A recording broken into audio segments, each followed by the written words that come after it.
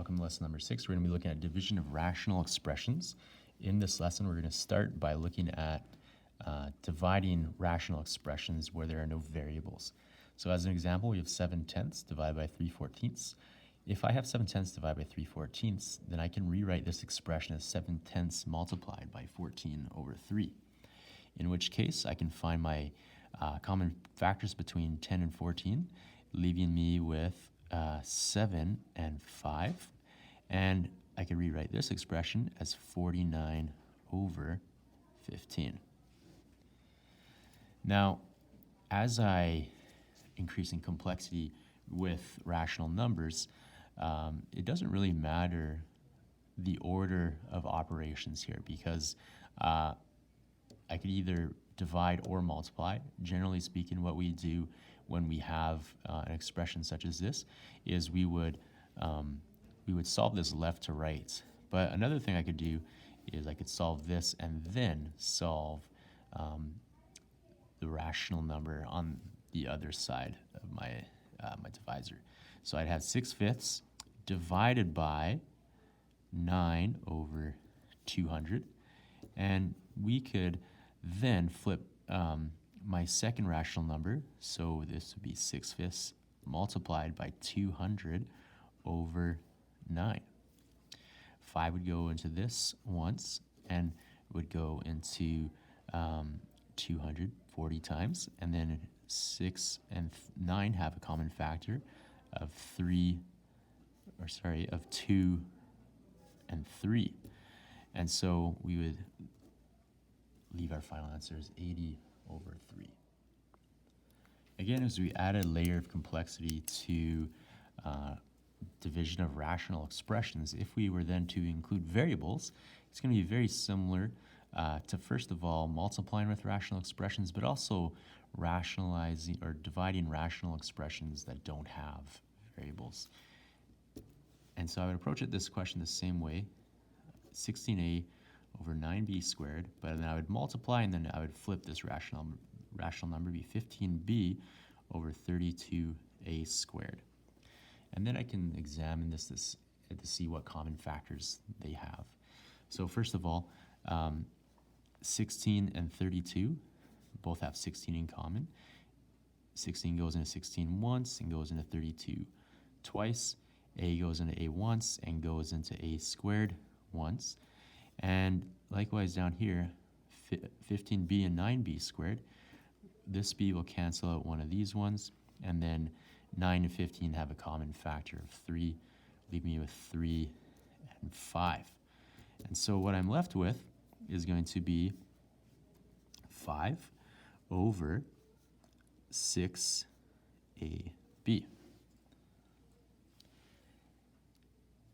And again, complexity increases. I can include another rational number with variables, and nothing is going to change in terms of the order that we solve this. And so an expression such as this, all I would need to do is I could either begin by solving this and then flipping, or flipping this and then multiplying. It doesn't really matter. It kind of depends on your preference here. But if I just solve left to right, then before I even touch anything on this with this expression, I can simplify these to the product of negative 5x cubed divided by 7xz cubed times 2z over 15x. If I proceed by doing that, then I can cancel out factors between 5 and 15, so that'll be negative 1 and 3. X will cancel out an x there. I don't have any y cubes yet that I can cancel out, but I do have a z that will cancel out one of these z's. So what I'm going to be left with is negative y cubed, 2y cubed, over 7 times 3 is 21 xz squared. And I need to divide this still by 10x squared y squared divided by 21z fourth. So I could just multiply and flip right away. Negative 21 z to the fourth over 10x squared y squared. These will cancel out one of those. I have negative 2 here, and I have a 21 and a 21. I can cancel out z squared, and 2 of those leave me with z squared on top. And I still, oh yeah, I already canceled out my y's. And so what I'm left with is my negative 2 times negative 1, which will result in positive. And that's going to be positive y z squared over 10x squared, and x is going to be 10x cubed. Now, when discussing the non-permissible values of the division of rational expressions, we need to consider a new variable. Now, recall that if I'm dividing a divided by b by c divided by d, I have to flip this expression. And so when I do that, this is going to become a divided by b times d over c, which means that this denominator becomes the numerator, and this numerator becomes my denominator. That being said, there's going to be a point in time where c is going to be a non-permissible value, even though in this case it's the numerator. And so we're going to say the restrictions on the variables in class example number 2. That's the previous example we did. And so here's my final answer, 5, 6, AB, and my final answer of my other side, which was yz squared divided by 10x cubed. So I'm just going to write my final answer down here, 5 over 6AB. And in this case, my non-permissible values they may be a little bit obvious, but a and b, if I multiply by 6, can't equal 0. So a, b can't equal 0. But if I look at what else is present in this expression, there's no other variables. It's just a and b that can't equal 0. And if I look at the original expression, my original expression was 16a divided by 9b squared and 32a squared divided by 15b. And so if I were just to go off my original expression, only b would be a non-permissible value. But because a, when we multiply it, as we did in this step here, this is going to end up as a denominator and also a non-permissible value of 0. And the same thing is going to happen in this expression as well, where my final answer was yz squared 10x cubed.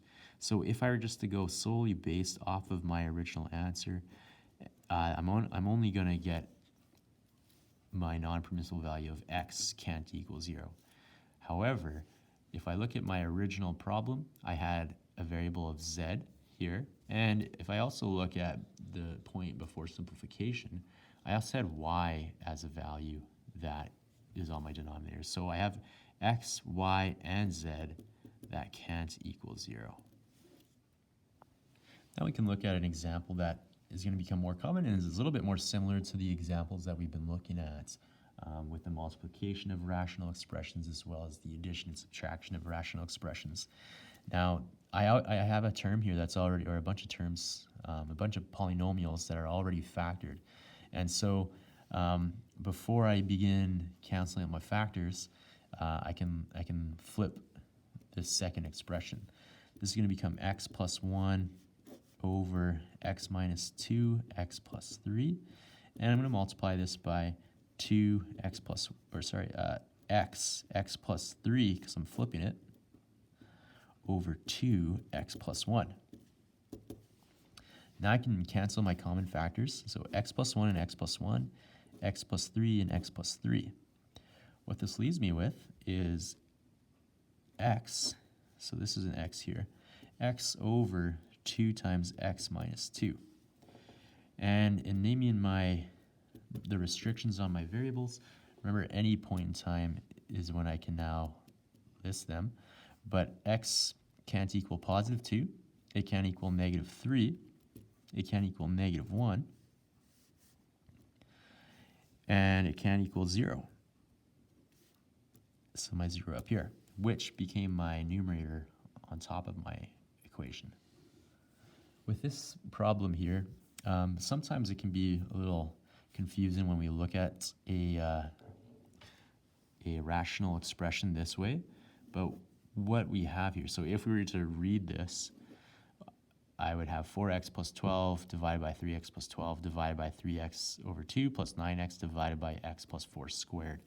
But we can rewrite this expression to be 4x plus 12 divided by 3x plus 12 divided by 3x squared plus 9x divided by x plus 4 squared. Now this looks like something a little more similar to what we were looking at over here. And what we would do is begin by factoring. So this 4x plus 12, I can factor out the 4, leaving me with x plus 3. 3x plus 12, again, I can factor out the 3, leaving me with x plus 4. And then I can flip and factor. So I'm going to do this in one step, times x plus 4 squared, which is x plus 4 times x plus 4. And 3x squared plus 9x. If I factor out the 3x, I'm left with x plus 3. Now I can begin by canceling out factors, canceling out factors, not terms. X plus 3 and x plus 3, x plus 4 and x plus 4. And upon simplification, I'm left with 4x plus 4 over 3 times 3x, or 9x.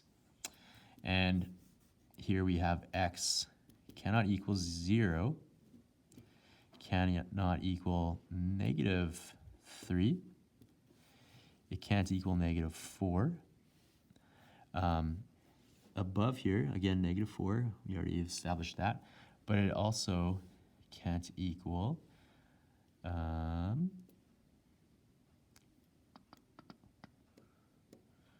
actually, that's it. Those are all of our restrictions. Last, we're going to look at class example number 5, where we're going to perform the indicated operations for each of the following expressions and then express our final answer in lowest terms. And of course, we're going to identify the non-permissible values, or the restrictions on the variables. So again, we can begin by either flipping or breaking down and factoring. We can also do this in concert, so at the same time. So first of all, 4x squared minus 12x, we can factor out 4x, leaving us with x minus 3. On the bottom, I'll have x minus 3, x plus 3, and I can multiply this by, if I look at this trinomial, I can factor by inspection. So x plus 3, x plus 1, and then my top term here, I can factor out 7x, leaving me with x squared plus x. Now I can cancel out like factors, so x minus 3 and x minus 3, x plus 3 and x plus 3, and that concludes all my factorable terms. Oh, sorry, it does not. I should have factored from a 7x cubed plus 7x squared. I should have factored out 7x squared, and this would have left me with x plus 1. So that's important because I can factor this out. And then that leaves me with 4x over 7x squared, which I can break down even further because this x can cancel out one of these x's, and finally I'm left with 4 over 7x. And my my non-permissible values, first of all, if I look here, I have 0, I have plus and minus 3, I have minus 1, so x cannot equal minus 1, cannot equal 0, it cannot equal plus or minus 3. And that is it.